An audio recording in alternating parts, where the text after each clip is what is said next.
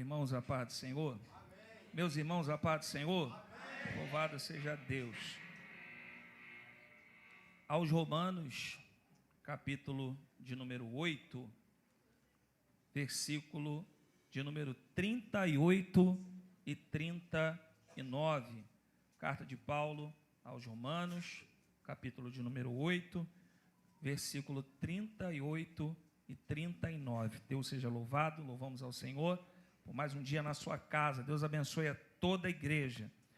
Diz assim o texto: porque estou certo de que nem a morte, nem a vida, nem os anjos, nem os principados, nem as potestades, nem o presente, nem o porvir, nem a altura, nem a profundidade, nem alguma outra criatura nos poderá separar do amor de Deus, que está em Cristo Jesus, nosso Senhor. Quantos creem nisso? Amém. Tome seu assento, no nome de Jesus. Bem, eu louvo a Deus por essa oportunidade, aos nossos pastores aqui. Eu agradeço também, mais uma vez, a confiança. Meus irmãos, falar a respeito da carta de Paulo aos Romanos, no capítulo de número 8, é necessário nós entendermos este propósito, onde nós vemos Deus triunfando na vida deste homem resgatado por este amor. Estava ainda agora há pouco na sala de aula falando sobre o trigo e o joio, e também dizendo que, apesar de muitas vezes nós, humanamente falando, acharmos que podemos diagnosticar quem é ou quem não é, nós aprendemos hoje nessa manhã, como comentarista muito bem disse e deixou reforçado, que só o nosso Senhor tem este poder, e só Ele fará isso no momento da colheita. Mas, dentro de um pensamento, nós inserimos ali sobre a vida do apóstolo Paulo, que em um tempo muito grande da sua vida, perseguiu e matou cristãos, achando que estava agradando ao seu Deus, achando que estava fazendo o melhor para o seu Deus. Mas, quando ele foi alcançado pelo verdadeiro amor de Deus, Paulo foi constrangido e se transformou num dos maiores líderes que existiram no Antigo Testamento, no Novo Testamento. Então, a carta aos Romanos é diferente de outras cartas. Paulo, ele escreve em 3 aspectos, se podemos dividir. A primeira delas, ele escreve cartas a igrejas que ele fundou, como a igreja de Corinto. Ele escreve cartas pastorais, como a Tito e a Timóteo, todas elas com uma recomendação muito peculiar aos pastores, à igreja local. Mas a carta aos Romanos é bem diferente, porque a carta aos Romanos não é uma igreja que Paulo fundou, mas é uma igreja que é oriunda.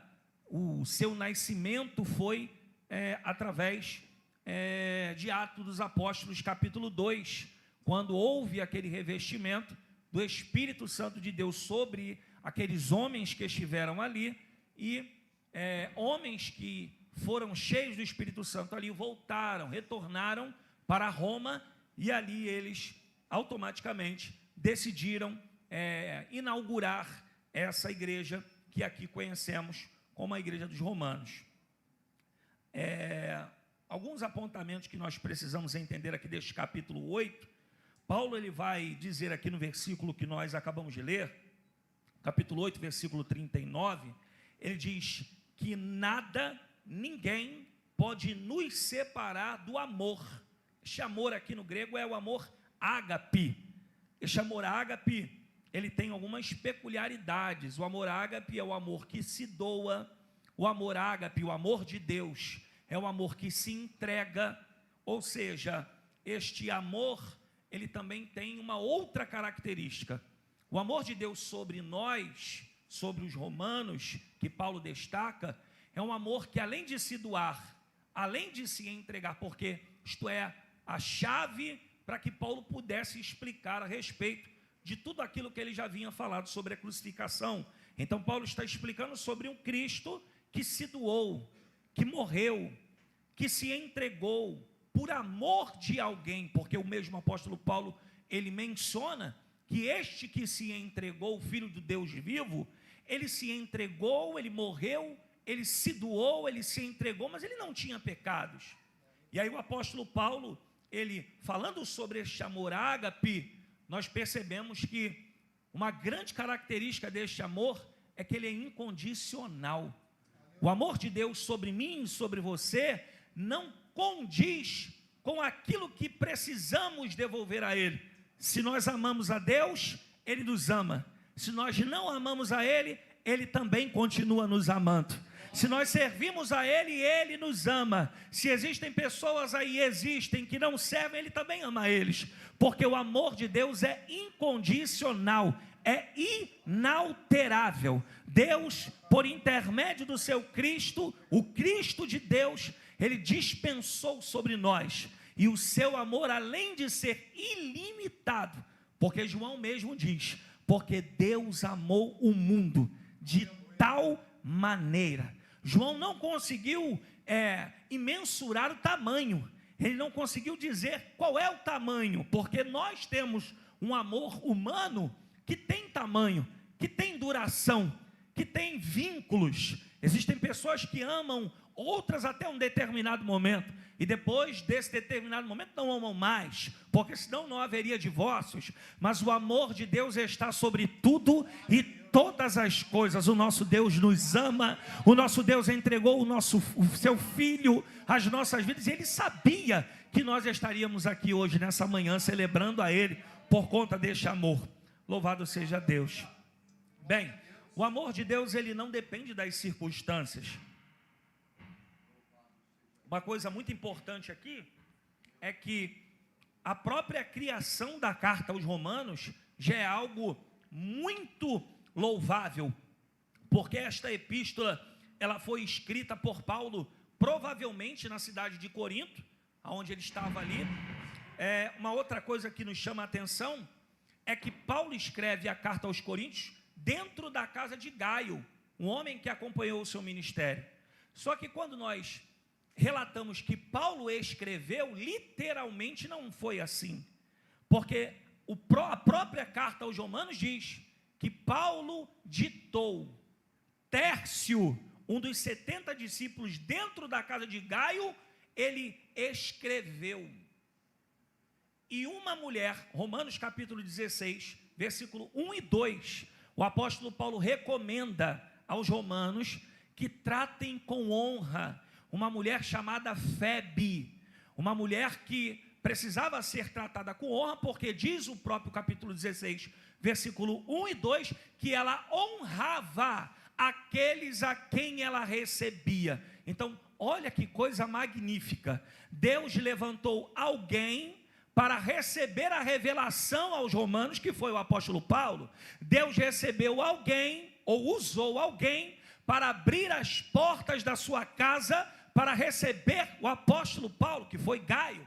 Deus usou também Tércio para escrever como escriba aquilo que Paulo ditou. E Deus usou uma mulher chamada Febe para botar os manuscritos debaixo do braço, avançar a caminho de Roma, saindo de Corinto, e levar a palavra de Deus, o recado dos céus, para uma igreja que estava enfrentando as maiores dificuldades na face da terra. Eu não poderia deixar aqui de louvar ao nome de Deus, porque isto nos ensina que no reino dos céus todos têm oportunidade de servirem a Deus, todos têm oportunidade de produzirem para o reino de Deus, mas também podemos dizer que Deus levantou uns para abrirem as portas dos seus lares, outros para revelarem aquilo que Deus quer falar, outros para escreverem, outros para serem enviados, porque Deus tem uma chamada para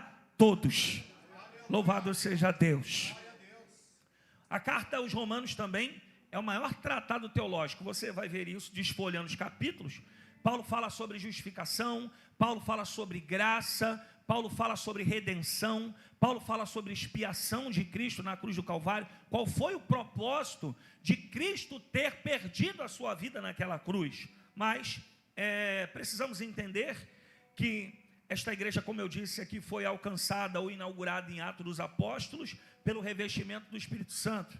Esses homens inauguraram essa igreja, geraram essa igreja em Roma, mas esta igreja, ela foi fundada por judeus, só que com o passar do tempo, com as pregações sobre Cristo, os gentios tiveram a oportunidade também de viver uma vida em Cristo. Haja vista que você sabe que antes da manifestação de Cristo, nós entendíamos, ou era aplicado, que só os judeus poderiam participar desta salvação.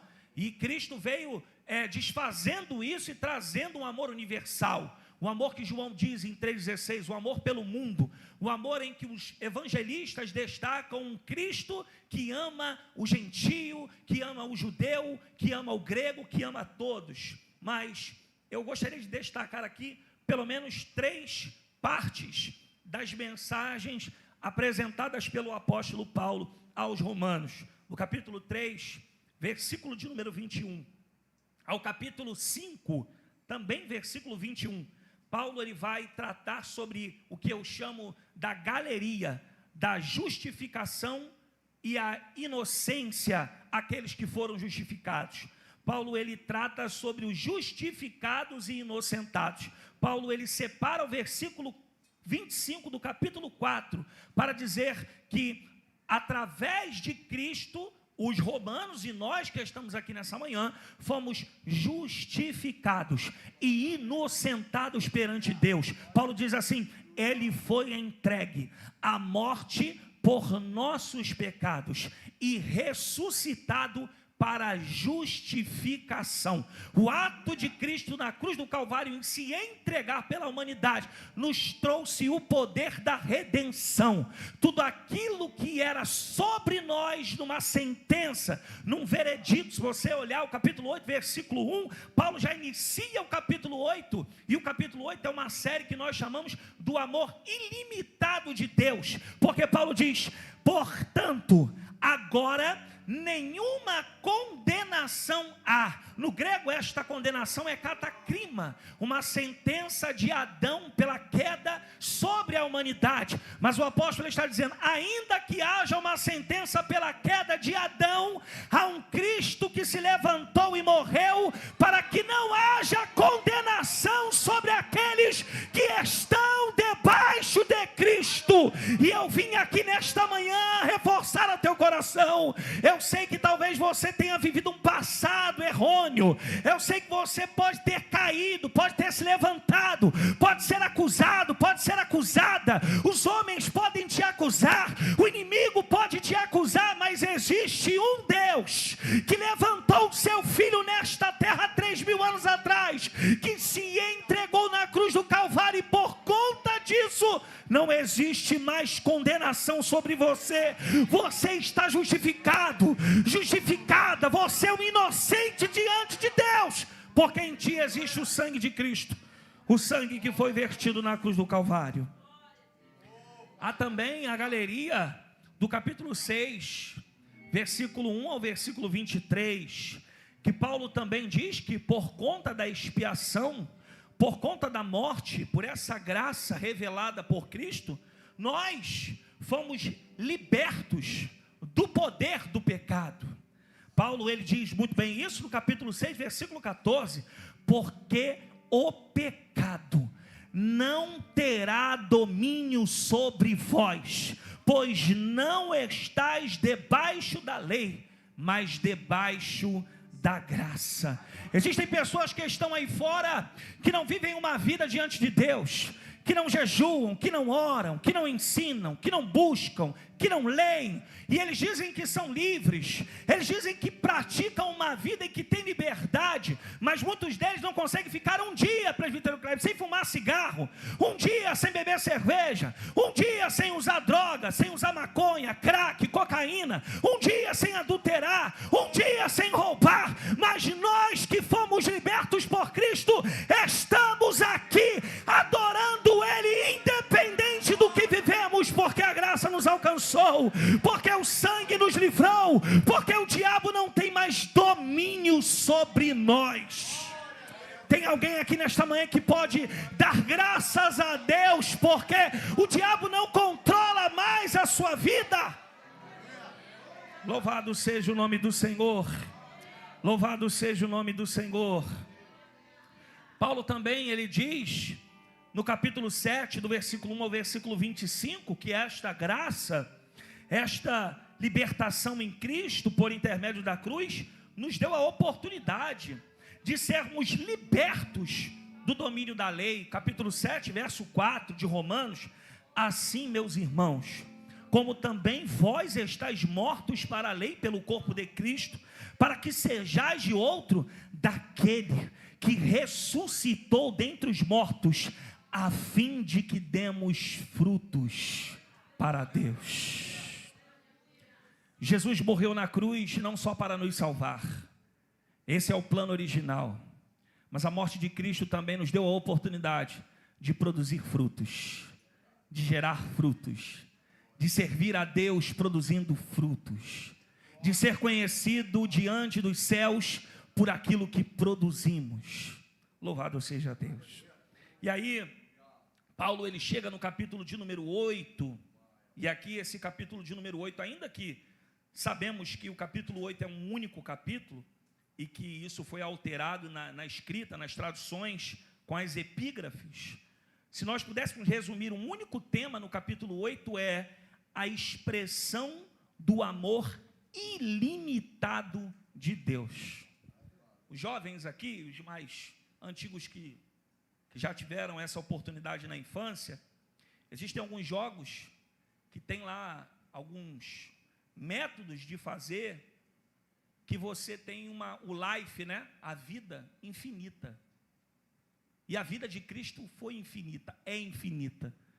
Cristo morreu, se entregou, está à direita de Deus, intercede por nós, e nós temos uma vida infinita. Porque assim que acabar esta vida em carne, nós celebraremos com Ele nos céus. Então isto aqui é uma passagem, é por isso que o apóstolo fala: vocês não são mais presos ao pecado, vocês não são mais presos à lei, o pecado não governa vocês, a lei não governa vocês, o único que nos governa é aquele que está acima dos céus, é aquele que tem o globo nas suas mãos, é aquele que quando decide intervir na terra, a terra é obrigada a se render a um Deus que comanda todas as coisas. Louvado seja Deus. E aí Paulo, ele diz no verso 31, que diremos, pois, a estas coisas? Se Deus é por nós... Paulo está iniciando o capítulo 8 na galeria do versículo 31, dizendo que se eu e você estamos em Deus, nós somos a maioria. Ainda que não tenha pessoas que possam nos ajudar em situações, se Deus está contigo, você não precisa de mais ninguém. Existem pessoas que estão aqui que precisam de uma atitude que só os céus podem te fazer. E Deus está me usando aqui para te dizer: você não precisa da ajuda do homem, porque eu estou contigo. Você não precisa que o homem mude alguma coisa, porque o céu está ao teu favor. E se você tem o céu, você e o céu são vencedores. Você e o céu é a maioria. Então Paulo está dizendo que... Por que Paulo está falando isso, irmãos? Porque eu preciso lembrar que a igreja inserida dos romanos está inserida num lugar, num ambiente em Roma, que a sociedade está caída, corrompida, vivendo uma vida pecaminosa diante dos olhos do Senhor. Então o apóstolo Paulo, ele inicia o capítulo 1 se apresentando, dizendo que quer estar com eles, no momento certo estará com eles, e vai falando sobre essas galerias da fé, da justificação, da graça. Mas o que Paulo está querendo trazer, o sentimento deles é: vocês precisam crer que ele morreu, que ele ressuscitou, e que vocês não estão mais debaixo dessa lei. Por quê? Porque a lei ao redor é pecaminosa, o governo é pecaminoso. Isso é muito parecido com a nossa vida hoje, porque a sociedade está corrompida, o sistema está corrompido. Nós somos roubados, defraudados, enganados todos os dias por aqueles que deveriam nos liderar em amor e uma liderança correta. Mas a nossa esperança não está nesses homens que estão no Planalto, não estão nesses homens que estão em Brasília. Se eles fizerem o bem ou o mal, existe um Deus que nos chamou. Se eles fizerem o que é certo ou o que não é certo, nós sabemos que um dia a trombeta vai tocar, e nós precisamos estar em Cristo para podermos subir. E aí Paulo diz, porque aquele que nem mesmo poupou o seu próprio filho. E durante muito tempo, quando falava sobre isso, eu pregava dizendo, se Deus não poupou o seu filho, também não poupa a gente. Não, eu preciso corrigir. Não, Deus ele sabe do nosso limite. Deus ele sabe até onde você aguenta. Deus sabe até onde você resiste, até onde a tua carne aguenta. Porque quando você não aguenta, é aí que o Espírito de Deus te dá força onde você não tem. É aí que o Espírito de Deus se manifesta e diz, respira um pouco mais, persiste um pouco mais, não desiste disso, persevera, porque o Espírito de Deus nos conhece. A questão é que Deus ele não poupou o seu filho, porque entregou ele por nós. Na verdade, ele nos poupou. Então, este ato é uma transferência da culpa, meu pastor, da humanidade, dos culpados, sobre a vida de um inocente. Eu não quero sensibilizar você, mas você já parou para refletir na sua mente os passos de um homem que está sentado, participando da última ceia, e que a Bíblia diz, e João é bem enfático em dizer, e tendo cantado um hino, partiu para os montes das oliveiras. Irmãos, quem canta um hino sabendo que vai ser traído? Quem adora a Deus sabendo que vai padecer, sabendo que vai ser chicoteado, sabendo que vai ser cuspido, sabendo que vão tirar as vestes do nosso Jesus e vão despir ele na sua morte? Quem vai cantando sabendo de tudo isso? Só o Filho de Deus que poderia fazer isso. Só o Cristo do Deus vivo que poderia morrer por mim e por você, porque eu e você não poderíamos fazer isso. E aí Paulo, ainda no verso 32, diz, o entregou por todos nós, como não dará também com ele todas as coisas? Irmãos, esse todas as coisas aqui, significa que, através de não poupar o seu filho, foi restabelecido sobre nós, por intermédio da cruz, a dignidade do ser humano diante de Deus. E eu te provo isso. Gênesis capítulo de número 1, versículo 26. A Bíblia diz que Deus levantou Adão para dominar sobre coisas. Deus ele não criou o homem para dominar sobre outros homens. Deus não criou o homem para escravizar outros homens. Isso quem fez foi o homem. Mas Deus criou Adão para dominar, para cuidar, para zelar. Se você lê em Gênesis, Adão não precisou plantar nada, já estava tudo pronto. Ele só precisava dominar, organizar, controlar, gerenciar o que Deus convocou a ele.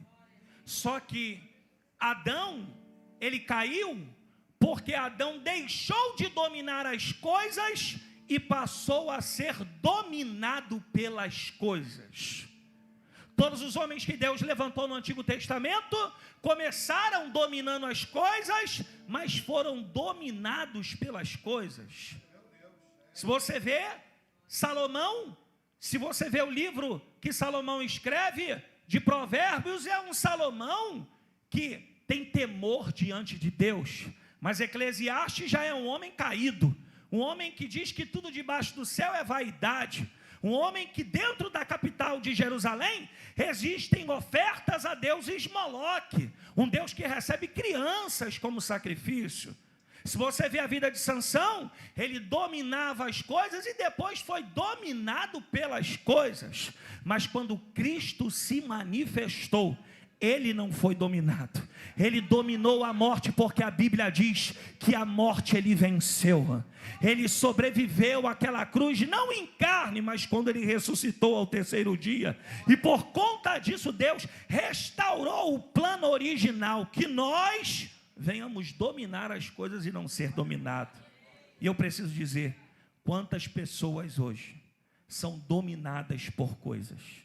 Quantas pessoas deixam de viver uma vida linda diante de Deus, porque estão presas às coisas, estão presas a traumas, estão presas a problemas, estão presas a vícios, estão presas às mágoas do seu coração. Mas eu quero dizer nesta manhã que existe um Cristo que dissipa todo o mal.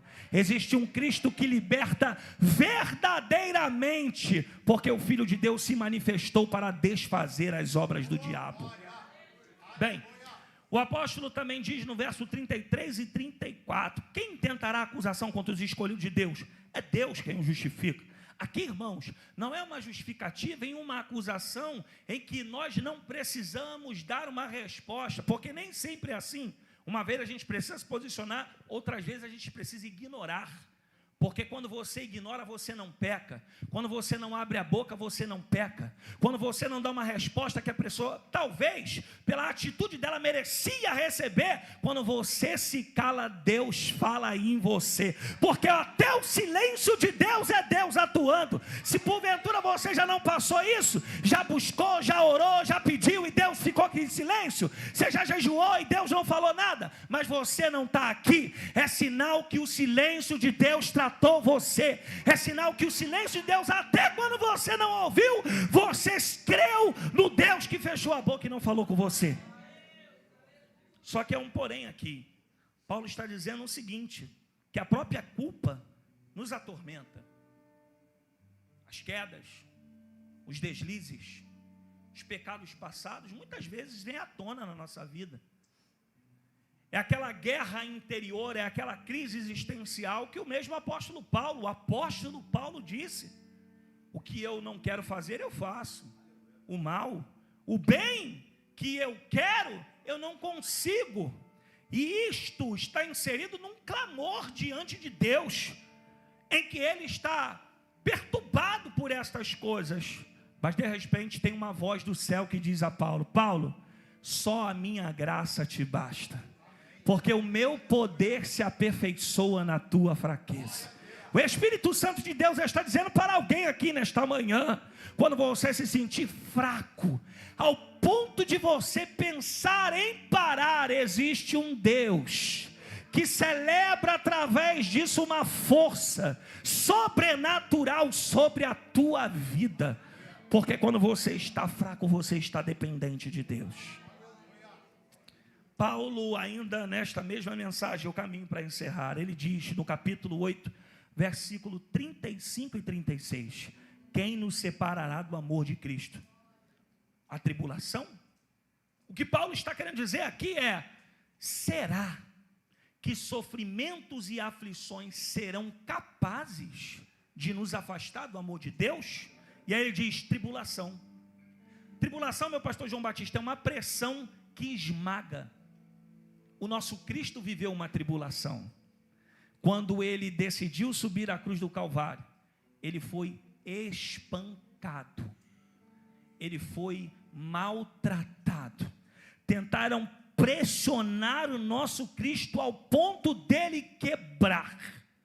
Paulo diz, será que a angústia tem este poder de nos afastar? A angústia significa caminhar sobre um espaço estreito. Você já entrou naquelas vielazinhas curtas que você tem que andar para poder fazer alguma coisa, e aquele sentimento de claustrofobia, aquela agonia? Então, isto é a angústia de um Cristo em que está pendurado pelos pulsos e que precisa se reerguer para que os seus pulmões não sejam pressionados e não morra de uma morte em que ele não viesse se entregar. Mas Cristo venceu a angústia. A Bíblia também diz que Paulo fala, a nudez pode nos separar. O nosso Cristo, quando morreu, os soldados repartiram as vestes do nosso Senhor. constrangeram, violaram o corpo do nosso Senhor. Cristo passou por todos os constrangimentos, e eu e você muitas vezes somos constrangidos, somos humilhados, somos perseguidos, somos caluniados, mas eu vim te dizer aqui, que nem isso é suficiente para o amor de Deus ser separado da sua vida. Paulo diz que tudo isso não nos afasta do amor, tudo isso nos aproxima daquele que nos chamou. Oh, louvado seja o nome do Senhor.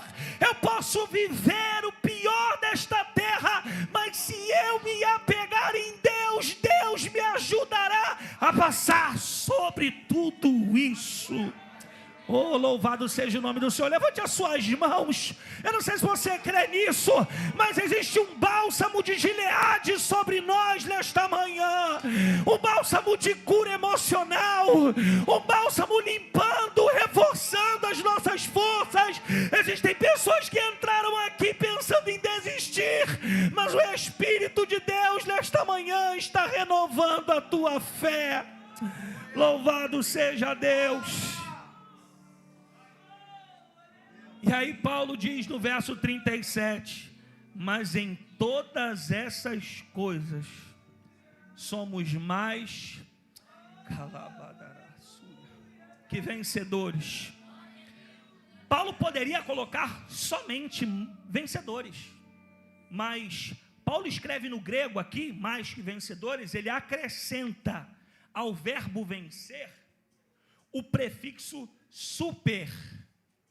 Então Paulo está dizendo, a vitória que Deus tem pelo amor dele à igreja, aos romanos, a IUEP Madureira, não apenas de vencer, mas de ser super vitoriosos.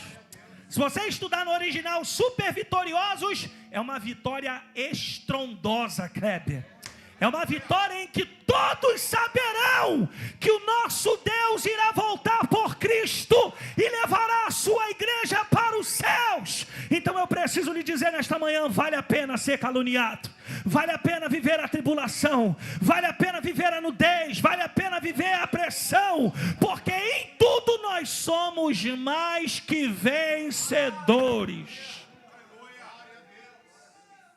E aí Paulo diz no verso 38, Paulo ele diz a sua convicção, porque estou certo. Se tem uma coisa que faz a gente vencer as adversidades, não é rodar. Rodar é muito bom, quem roda. Falar em línguas é muito bom. Entregar profecia é muito bom.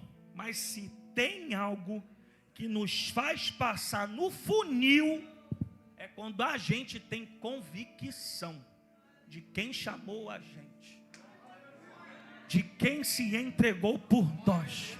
Porque as pessoas têm facilidade de nos desprezar, as pessoas têm facilidade de nos abandonar, mas quando você tem convicção que aquela cruz foi por mim e por você, você pode se abalar, mas não para. Você pode sofrer, mas não para. Você pode sofrer e chorar, mas não para, porque existe um plano de redenção para mim e para você. Paulo diz, porque estou certo, que nem a morte. Por que Paulo, ele diz nem a morte?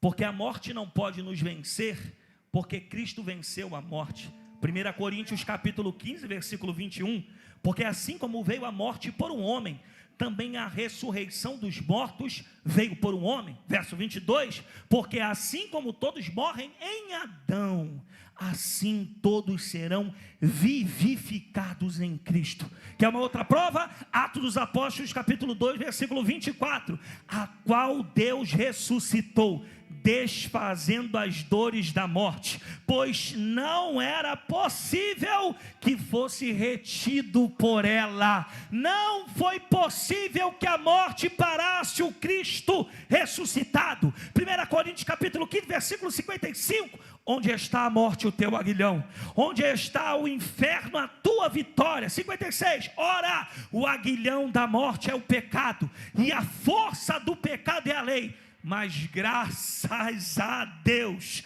que nos dá a vitória por nosso Senhor Jesus Cristo. Cristo é o nosso Senhor e é o dono da igreja. Paulo diz, ele venceu a morte. Mas o que pode nos separar? A vida? Não, porque o próprio Cristo que venceu na cruz tem o fôlego da vida do homem sobre as suas mãos. Romanos capítulo de número 6, versículo 23, porque o salário do pecado é a morte, mas o dom gratuito de Deus é a vida eterna por Cristo Jesus, nosso Senhor. Nem a vida pode nos separar do amor de Deus, porque quando acabar este plano aqui, se iniciará um outro plano nos céus, nas mansões celestiais. Será que você crê que viverá com Cristo?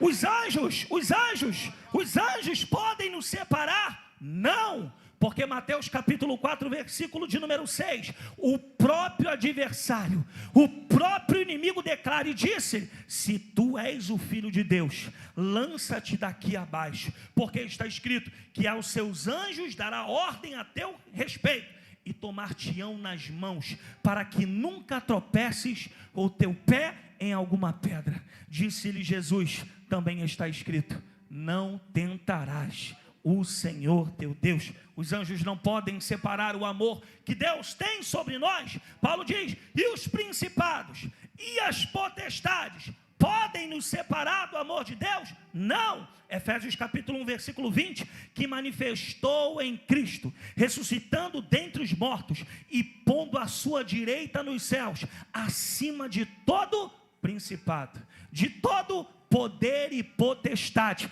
de todo domínio, de todo nome que se nomeia, não só neste século, mas também no vindouro, e sujeitou todas as coisas aos seus pés, e sobre todas as coisas o constituiu como cabeça da igreja. Nenhum principado, nenhuma potestade pode nos afastar do amor de Deus. E aí Paulo diz, nem o presente, nem o futuro, que ele diz por vir, nem a altura, nem a profundidade. Paulo está dizendo o seguinte, Hebreus capítulo 13, versículo 8, Jesus é Cristo, é o mesmo ontem e hoje e eternamente. Por que a altura nem a profundidade, fala do espaço, por que nem o presente nem o futuro podem nos separar? Porque o nosso Deus é atemporal, Ele está acima do passado, do presente e do futuro, e sobre as suas mãos está todo o governo. E a Bíblia diz ainda em Romanos que existe um Deus no trono, Cristo à direita no trono, intercedendo por nós. Então sabe por que você tem força quando acha que não tem? Porque existe um Cristo que intercede por você, existe um Cristo que está com você, e existe um Cristo que vai até o final com você. Ele conclui ainda no capítulo 8, versículo de número 39. Nada pode nos separar do amor de Deus que está em Cristo Jesus, nosso Senhor. Só que se eu aplicasse tudo isso aqui e não dissesse à igreja que por mais que o amor de Deus por Cristo seja ilimitado, é possível sim nós não desfrutarmos deste amor. Isto ficou muito bem evidenciado no último ato de Cristo na cruz, quando do seu lado direito tinha um ioepiano, alguém alcançado pela graça, alguém que já ouviu falar de um Cristo que pregava, e disse para o outro ladrão, olha, nós merecemos estar aqui, condição. Ele entendeu que o resultado daquilo que estava sendo feito com ele, porque ele praticou. Só que o da esquerda, se podemos traduzir para os dias de hoje, é um neopentecostal. É aquele que não crê num Cristo que veio para morrer, mas crê num Cristo que veio para fazer. Porque ele diz assim, se tu descer eu creio, se tu salvar a ti mesmo, eu acredito que o Senhor salva. E aí este, que na condição de pecador disse, se o Senhor entrar hoje no teu reino, me leva junto com o Senhor. Esse entrou. E aí se você ler depois, capítulo 1 do Evangelho que João escreve, versículo 12 e 13, mas a todos quanto quantos o receberam, deu-lhes o poder de serem feitos filhos de Deus, aos que creem no seu nome. Verso 13, último: os quais não nasceram do sangue, nem da vontade da carne, nem da vontade do homem, mas da vontade de Deus. Você está vivo porque você faz parte do plano dos céus. Não permita-se que nenhum problema, nenhuma circunstância, nenhuma dificuldade venha trazer a você uma decisão de não querer mais esse amor na sua vida. Fique com esta palavra. Se você estiver com Deus, você é a maioria. Deus, Ele já te inocentou e te justificou de tudo. Ele morreu por mim e por você. E hoje, nesta manhã, nós vamos celebrar o seu corpo e o seu sangue. E nós vamos cultuar a um Deus que está vivo à direita de Deus. Um Cristo que está vivo à direita de Deus. Que Deus nos abençoe. Eu agradeço a oportunidade em nome de Jesus.